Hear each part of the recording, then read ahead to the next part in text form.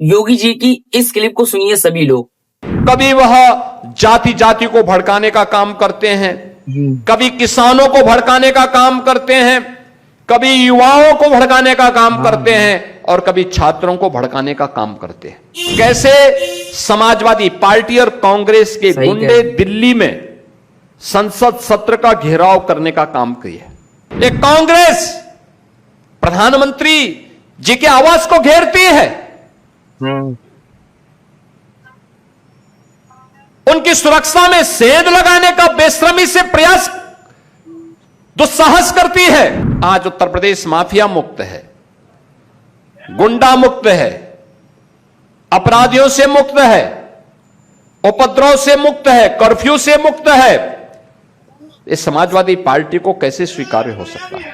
कांग्रेस इसको कैसे स्वीकार कर सकती है? क्योंकि उन्होंने तो प्रदेश में कर्फ्यू दिया था, उन्होंने प्रदेश में दंगे दिए थे, उन्होंने प्रदेश में उपद्रव दिए थे, उन्होंने प्रदेश में लूट खसोट दिया था, उन्होंने प्रदेश में अराजकता दी थी और उसी अराजकता का शिकार बनाने के लिए इनके द्वारा लगातार शरारतें की जा रही हैं, लगातार शरारतें की जा रही हैं, लगातार।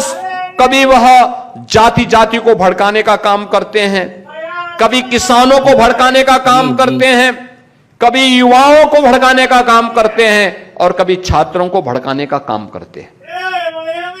आपने देखा होगा कैसे समाजवादी पार्टी और कांग्रेस के गुंडे दिल्ली में संसद सत्र का घेराव करने का काम किए, कैसे घेराव किए, कैसे तोड़फोड़ कराए छात्रों को बदनाम करने के लिए। आपको याद होगा सिटीजनशिप अमेंडमेंट एक्ट के दौरान भी जब प्रधानमंत्री मोदी जी और माननीय गृह मंत्री श्री अमित शाह जी ने देश के अंदर सिटीजनशिप अमेंडमेंट एक्ट यानी नागरिकता अधिनियम का कानून पास किया और इस कानून के तहत था कि अफगानिस्तान, पाकिस्तान, बांग्लादेश, म्यांमार से कोई भी हिंदू, सिख, बौद्ध, जैन की बात है, अगर भारत के अंदर आया है, 5 साल पहले आ चुका है, तो उसको भारत की नागरिकता दी जाएगी, भारत के अंदर सम्मानजनक ढंग से उसको बसने की सुविधा दी जाएगी। तो कांग्रेस, समाजवादी पार्टी और इनके अन्य सेकुलर दलों ने विरोध किया, मुस्लिम संगठन विरोध में आए, लंबे समय तक इनके द्वारा आंदोलन किया गया। आप मुझे बताओ, बांग्लादेश, पाकिस्तान या अफगानिस्तान के अंदर हिंदुओं पर, सिखों पर अत्याचार होगा, बौद्धों पर अत्याचार होगा, जैनियों पर अत्याचार होगा, कहां जाएगा वो व्यक्ति? कहां जाएगा? अरे इसी हिंदुस्तान में तो आएगा। और मोदी जी ने यही किया, लेकिन इन्होंने इसका विरोध किया। बांग्लादेश में हिंदुओं के कत्लेआम पर, दलितों के कत्लेआम पर ये सभी दल मौन थे, किसी का मुंह नहीं खुल रहा था। पाकिस्तान में जब कत्लेआम होता है इनका मुंह बंद हो जाता है, लोग कुछ नहीं बोलते। देश के अंदर कहीं हिंदू विरोधी दंगे होते थे, ये सभी दल मौन हो जाते थे। कांग्रेस के समय में जब कश्मीर में हिंदुओं का कत्लेआम होता था, कश्मीरी पंडितों का कत्लेआम होता था, इनका मुंह बंद हो जाता था। लेकिन जब उन हिंदुओं की सुरक्षा और उनके संरक्षण की बात मोदी सरकार ने की, तो इन लोगों ने उसके विरुद्ध कितना नेगेटिव नैरेटिव सेट करने का प्रयास किया। उसके खिलाफ धरना, प्रदर्शन, आंदोलन, तोड़फोड़, आगजनी, ये सब करने का प्रयास किया था। और ये वहां तो दिल्ली में तो क्या ही, इन्होंने यूपी में भी, देश के अलग अलग राज्यों में भी तोड़फोड़ करने का प्रयास किया था। जब उसमें विफल हो गए, उसके बाद इन्होंने किसानों को भड़काना शुरू किया, किसानों को भड़काना शुरू किया। किसानों का आंदोलन, पंजाब से, हरियाणा से लोगों को बहका बहका करके लाते थे, भड़काते थे। वहां भी जब किसानों की समझ में आया कि नहीं, ये लोग भड़काने का काम कर रहे हैं, गलत दिशा दे रहे हैं, फिर इन्होंने युवाओं को भड़काना शुरू किया, दलितों को, वंचितों को भड़काना शुरू किया। और जब उसमें भी फेल हो गए, अब छात्रों को इन्होंने अपना निशाना बनाना शुरू किया। अन्य दल तो देश की कीमत पर राजनीति कर रहे हैं। याद करिए, जो लोग संसद का छात्रों के नाम पर गुमराह करके, घेराव करके अव्यवस्था और अराजकता पैदा करना चाहते हैं, ये बाबा साहब भीमराव अंबेडकर का अपमान कर रहे हैं। ये लोग भारत के लोकतंत्र को चुनौती दे रहे हैं। एक कांग्रेस प्रधानमंत्री जी के आवास को घेरती है, जी, उनकी सुरक्षा में सेंध लगाने का बेशर्मी से प्रयास, दुस्साहस करती है। कैसे कांग्रेस और समाजवादी पार्टी देश के खिलाफ षड्यंत्र कर रही है, आपने कल और परसों के इनके पूरे के पूरे षड्यंत्रों को देखा है।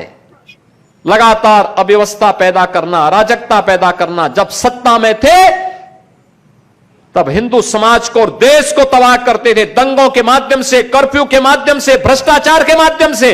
और आज विपक्ष में हैं तो विदेशी पैसे के बल पर देश में अराजकता पैदा करना चाहते हैं, समाज को बांटना चाहते हैं। दोस्तों, अभी आप लोगों ने ये पूरी क्लिप सुनी हमारे यूपी के माननीय सीएम योगी आदित्यनाथ जी की, जिसमें उन्होंने जंतर मंतर पर जो प्रोटेस्ट हुआ, उन्होंने बताया कि समाजवादी पार्टी और कांग्रेस पार्टी वहां के स्टूडेंट को भड़का रही थी और योगी जी ने खुद अपने हाथ से 9 लाख लोगों को नौकरी दी यूपी में और अपने हाथों से दस्तखत की।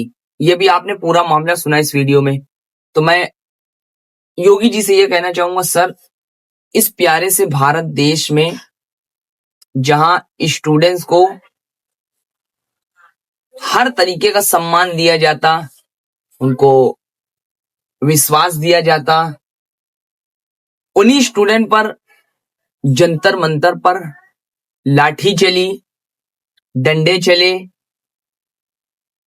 और न जाने कैसा कैसा बर्ताव किया गया। मैं अपने सीएम योगी आदित्यनाथ जी से कहना चाहूंगा, सर प्लीज स्टूडेंट पर जो भी बर्बरता हुई जंतर मंतर पर, ऐसी बर्बरता फ्यूचर में हमें देखने को ना मिले। तो हम अपने सर योगी आदित्यनाथ जी से ये रिक्वेस्ट करेंगे कि सर प्लीज आप प्रधानमंत्री जी, गृह मंत्री जी, आप सब लोग फ्यूचर में ऐसा मामला ना हो, इसके लिए आप बेहतर से बेहतर कदम उठाएं। और मैं इस देश की जनता से ये कहना चाहूंगा, सर आप, मैं और सारी जनता, इस भारत देश की असली राजा हम हैं। भारत देश की जो असली राजा है वो जनता है। जनता जिसे चाहे गद्दी पर बैठाए, जिसे चाहे हटाए। सब लोगों से मैं ये रिक्वेस्ट करूंगा कि आने वाले चुनाव में हमें बाबा साहब अंबेडकर जैसा नेता, गांधी जैसा नेता और लाल बहादुर शास्त्री जैसे महान लोग जो हमारे इस देश में गुजरे, पंडित जवाहरलाल नेहरू जैसे, ऐसे में बेहतर बेहतर नेता चुनने और हिंदू, मुस्लिम, सिख, ईसाई ऐसी राजनीति से दूर रहना है। मैं उम्मीद करता हूं कि आप लोग आने वाले चुनाव में बेहतर से बेहतर पॉलिटिशियन, संसद भवन, राज्यसभा, लोकसभा में जो चुनाव होते हैं उसमें आप भेजेंगे और आपके जो नगर पार्षद के चुनाव होते हैं उसमें भी ऐसे आदमी को चुनिए जो आपके इलाके को साफ सुथरा रखे, अपने इलाके में सफाई बनाए रखे। तो जब आप बेहतर से बेहतर पॉलिटिशियन चुनेंगे तो आपकी हमारी प्रॉब्लम सिर्फ एक फोन पर ही सॉल्व हो जाएगी। तो मैं भारत की जनता से ये रिक्वेस्ट करूंगा, अपील करूंगा, सर प्लीज कोशिश करिए, आगे बढ़िए, जद्दोजहद करिए, मेहनत करिए, सुबह जल्दी उठिए, कसरत करिए, अपने मन को और शरीर को मजबूत करिए, मेडिटेशन पर सारी जिंदगी लगा दीजिए। अगर आप ध्यान में रहेंगे तो आपकी जिंदगी बेहतर से बेहतर गुजरेगी। तो मैं ये रिक्वेस्ट कर सकता हूं आपसे, प्लीज आप लोग चैनल पर नए हो तो इसको फॉलो करिए ताकि अच्छी अच्छी बातें हमारे सभी हिंदू, मुस्लिम, सिख, ईसाई सभी भाइयों तक के पहुंच सके। अपना बहुत सारा ख्याल रखिए।